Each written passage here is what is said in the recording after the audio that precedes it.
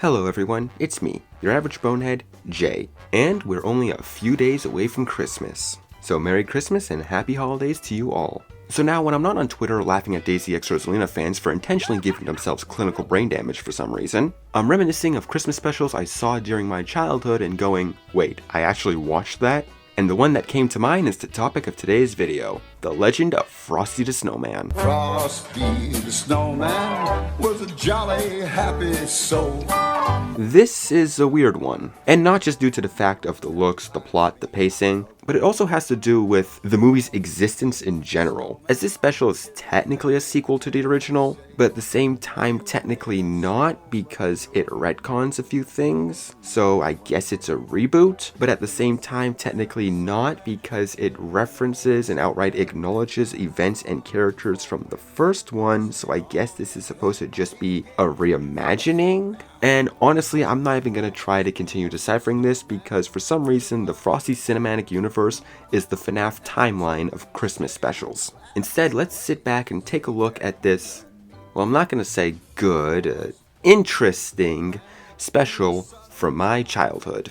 The Legend of Frosty the Snowman. The special begins with Frosty's magic hat breaking out of a box inside of an attic and flying off. As it flies through the night sky, we see our main character, a boy named Tommy. It turns out he and his brother Charlie are the sons of the mayor of the town of Evergreen, who runs the town like a neat freak dictator, as he quite literally expects everything, and I mean everything, to be perfect. To the point where it's basically implied that he loves his clipboard more than his own family. Later, on his way to school, Tommy ends up seeing the magic hat and is obviously confused by its apparent sentientness. And when he goes to tell his best friend Walter, Walter ends up teasing him for still not talking to his crush Sarah. You say that every day, Tommy. This time, I mean it. There's something different about today.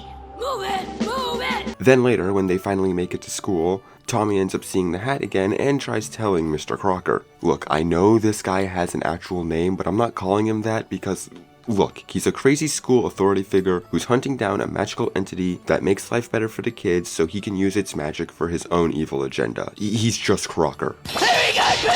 Anyways, after school, Tommy tries talking to Sarah, but unfortunately he fumbles the bag completely. Then later we see Sarah's home life and I'm jump scared by the fact that she's voiced by Tara Strong. Because of course she's in this. But I don't want to stay cooped up in my room all day, Mother. I want to go outside and play. In fact, the mayor is voiced by Tom Kenny. Way to shine, big guy! Thanks for playing by the rules. Now, if it wasn't already obvious, the four main kids, Tommy, Charlie, Walter, and Sarah, all have some form of problem that obviously Frosty is going to help them overcome. For Sarah, it's wanting to create her own path in life and not the one that her mother has planned out for her. But we'll get back to that later, because after Tommy ends up turning down Frosty, that ends up going to Walter, where we see that he's a warrior. So to help him with this, Frosty whimsically kidnaps him and takes him out to show him some fun. Dear God, why did I say it like that? But anyways, Walter ends up putting the hat onto a snow pile that vaguely resembles a snowman, and thus finally bringing Frosty to life properly. Happy birthday! But it's not my birthday.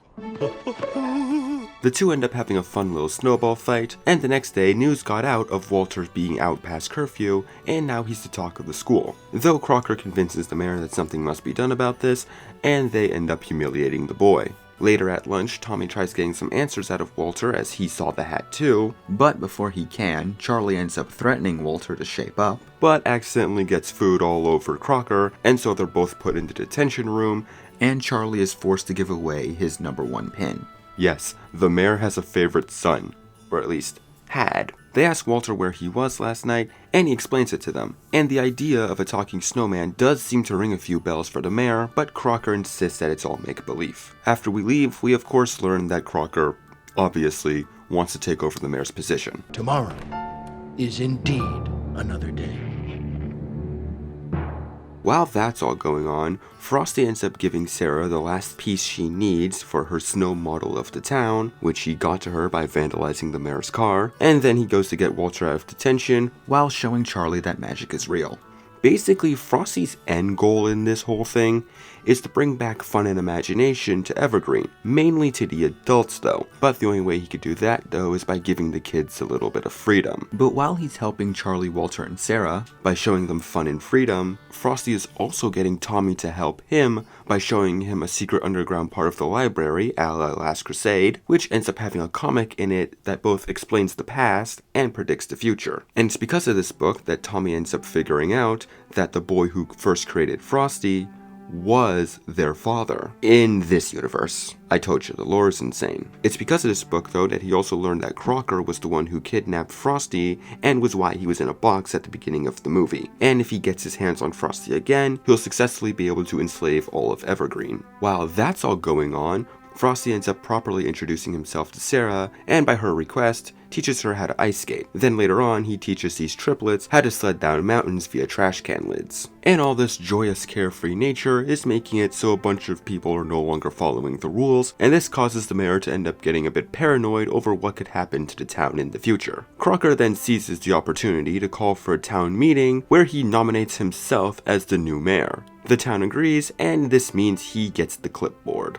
But while all that was going on, Walter was getting jealous of other kids hanging out with Frosty, and Crocker ends up tricking him into meeting with Frosty at night at the ice lake while the ice was thin, which causes Frosty to fall into it, causing him to melt. So now Crocker has the hat and the clipboard. And it only just occurred to me that this man had and has a magic hat and does nothing with it. Instead of using it to conduct his evil plan, he just puts it on display in the school, where a bunch of kids would probably try to break it out in order to save their best friend. This guy is an idiot. Though the breakout will have to wait, as the next day, Charlie and Sarah accuse Tommy for being the reason why Crocker has Frosty's hat, due to the fact that he never once hung out with Frosty, which, now that I think about it, despite being the main character of this special, Tommy never interacts with Frosty in his snowman form until the very end. The two never have any dialogue with each other. I just find that to be very weird. But anyways, that night, Tommy proves his innocence to Charlie. The two manage to sneak out their house, mainly because their dad was going through depression, and they go and get Sarah. And they go and get Walter, who apologizes, and they also get the help of the triplets, as all of them head to the school to break out Frosty. They end up tricking Crocker and a security guard, who I guess just accept the fact that Frosty the Snowman is real, and they manage to get the hat back, which causes the alarm to go off, which ends up waking up the whole town. The kids end up playing the ultimate game of hot potato with the hat, and finally they bring Frosty back to life. Their parents all see them playing with a sentient snowman and are surprisingly accepting that this is all real. Though it made sense that the mayor himself didn't need any convincing, for as we all know and he ends up remembering, Frosty was his old friend from childhood. Hey, my father's hat. What took you so long? I hit a little detour along the way. The mayor is reinstated, as Crocker has no choice but to give back the clipboard. He ends up trying to escape, but ultimately falls into the ice lake, where he will presumably die of hypothermia. The whole town has a big playful snowball fight, and as time goes on, fun and imagination is finally brought back to the town, as the mayor no longer runs the place with an iron fist and a creepy smile. And then we see that our omnipotent narrator, who I forgot to mention, is actually Tommy from the future, as it turns out he and Sarah actually ultimately ended up getting together. And the special ends on that note. Everybody got that? Yeah, for as simple as this should be, there was surprisingly a lot going on. The Legend of Frosty the Snowman is a weird and pretty busy special, with a lot of characters and subplots you gotta keep track of, and it's still being insane to me that our main character didn't actually interact with Frosty the Snowman until the very end, and they still didn't have any true dialogue with each other. But, despite all that, even though I wouldn't call the special that great, I wouldn't call it bad. It's okay. I definitely have a soft spot for it for two reasons. One, I saw it when I was young, so I definitely have nostalgia goggles on with it. And two, I like things where the message is just because you grow up doesn't mean you have to let go of what can be seen as childish wonders. It's a message I can really resonate with. So, in a weird way, I kinda recommend this special.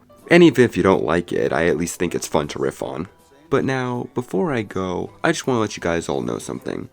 Right after Christmas, my family's going on a few-week vacation, so there won't be any new videos until a few weeks into January. And once I start back with that, I'm gonna be making a few changes, mainly in reformatting how my Steven Universe videos are gonna go, and also changing up my upload schedule a bit. We'll see what happens when we get there though. Though one thing I can promise is the video I'll be coming back with will be a special one.